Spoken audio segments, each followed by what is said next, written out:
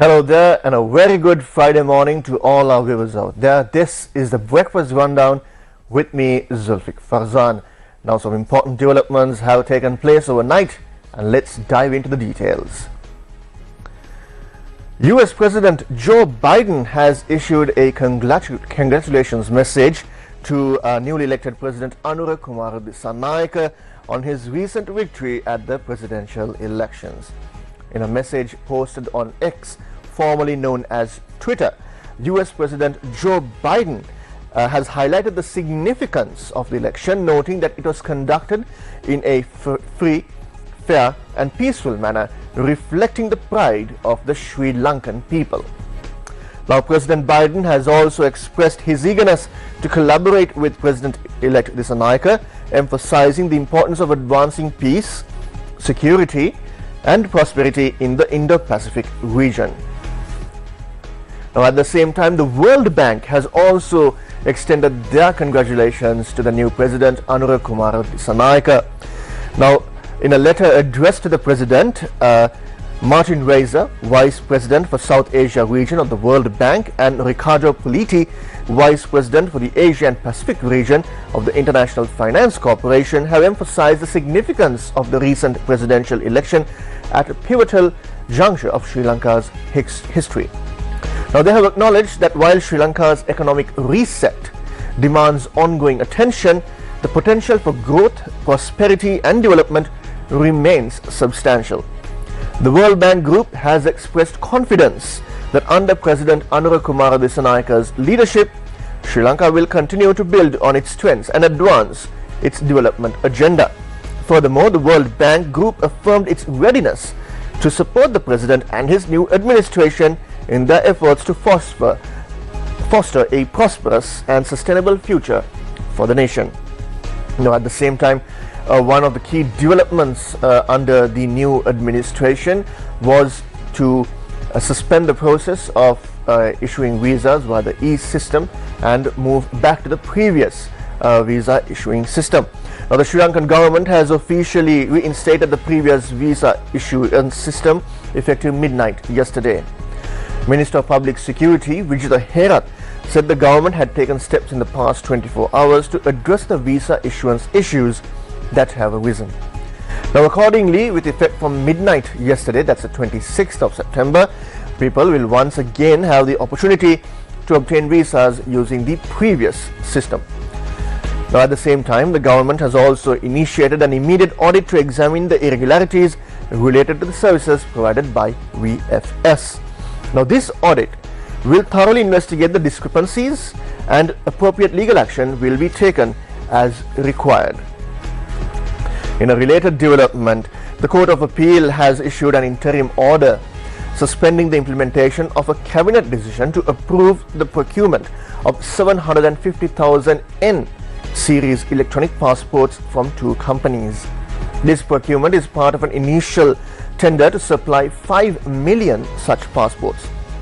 Now, the order was made following a writ application filed by Epic Lanka Private Limited and its executive chairman, who alleged that the tender process was corrupt and violated procurement guidelines. Now, the interim order will be in effect until the 1st of October. Following the new administration coming in, the previous cabinet ceased to exist and the previous ministers are not functioning anymore after the new ministers were sworn in the presence of President Anura Kumar Dissanayake. Now, the Ministry of Public Administration and Home Affairs has issued a directive to former ministers instructing them to return the official residences that they have been using. Now, the Secretary to the Ministry of Public Administration and Home Affairs, Pradeep Yasaratna, confirmed that formal letters have been sent to the former ministers urging them to vacate those premises and return them back to the government. As of now, the former ministers are yet to return the government-owned official residences.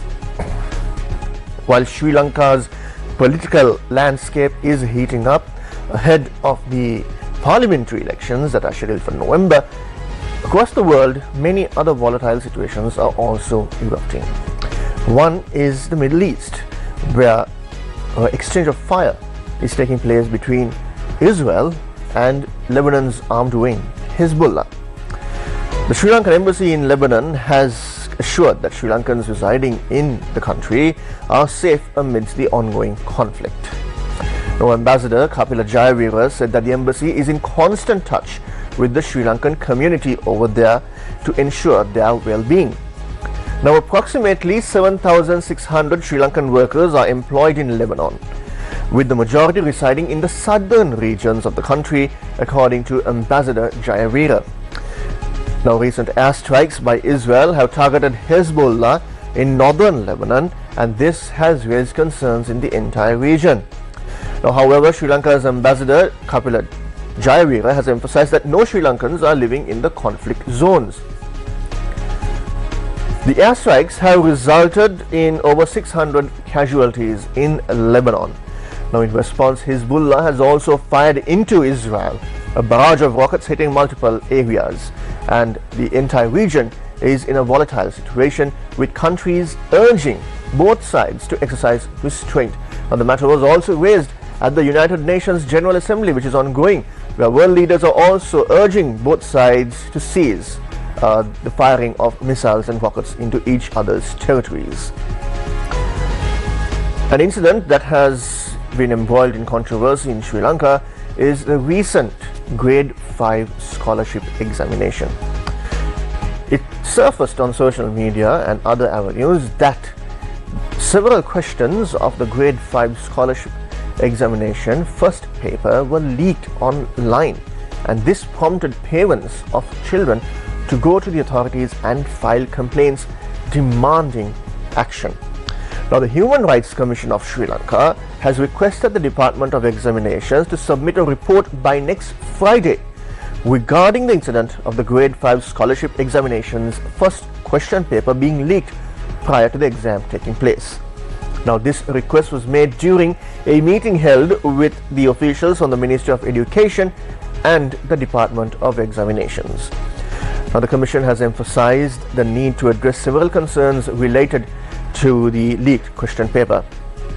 The Human Rights Commission of Sri Lanka has highlighted that the discussion focused on two key areas: the violation of children's human rights due to the leak and the impact caused to students by the need to retake the exam if a decision is reached. Now, parents have already filed multiple complaints with the Human Rights Commission of Sri Lanka with regard to this incident. Now, additionally, Prime Minister Dr. Harini Amarasuriya, who oversees the subject, has instructed education authorities to conduct an immediate and independent investigation and provide a report on the matter. Now, if you are in the Central Hills, this news is for you. The Polgolla reservoir is scheduled to be emptied for essential maintenance from September 28th to September 30th, according to the Polgolla Mahavali Dam Engineering Office. Now, the reservoir will be emptied starting at 1 a.m. on Saturday, that's September 28th, until 6 p.m. on Monday, the 30th of September.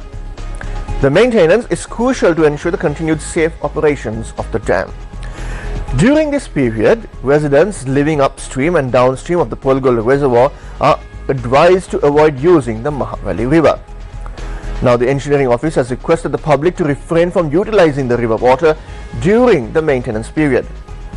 The Water Supply and Drainage Board has announced that water supply to several areas will be interrupted during the maintenance period. Affected areas include Harispatwa, Pahata Dombara, Akurana, Galagedara, Manikhinna, Haragama, Ampitya and Mawatagama. The Ceylon Electricity Board has assured that there will be no power outages during the maintenance work, although power generation at the Ukuwela power station will be halted from the night of September 27th. The CEB will meet the demand through other power plants. The Election Commission of Sri Lanka is set to meet with officials tomorrow with regard to having a discussion on the upcoming parliamentary election.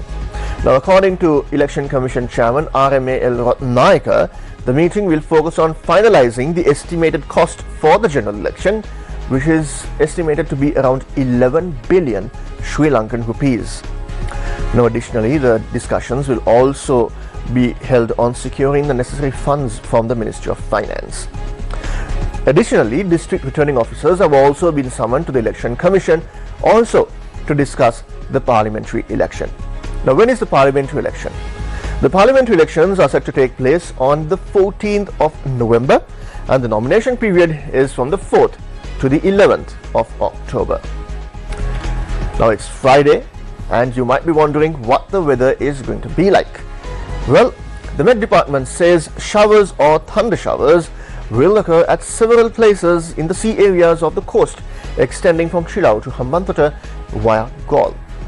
In addition, they said that showers or thunder showers may occur in a few places in the sea areas surrounding the island in the afternoon and at night.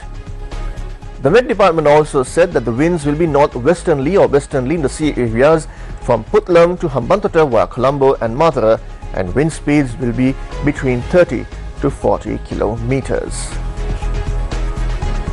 Now, today the central bank will be having a press conference at 11:30 a.m. to announce the policy rates and the decisions that it has reached with regard to the policy rates. Now, at the same time, a recent technical report by the IMF said that the Central Bank of Sri Lanka should start replacing the current two policy rates with a single policy rate to strengthen the signalling of monetary policy and improve the ability of the Central Bank of Sri Lanka to steer market rates towards a desired level. Now, this report said that this will also help the Central Bank of Sri Lanka to simplify communication by clearly indicating the monetary policy stance.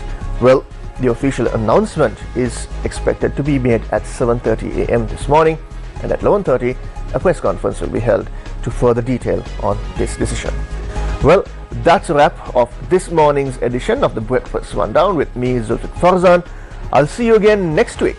Until then, have a pleasant weekend and God bless.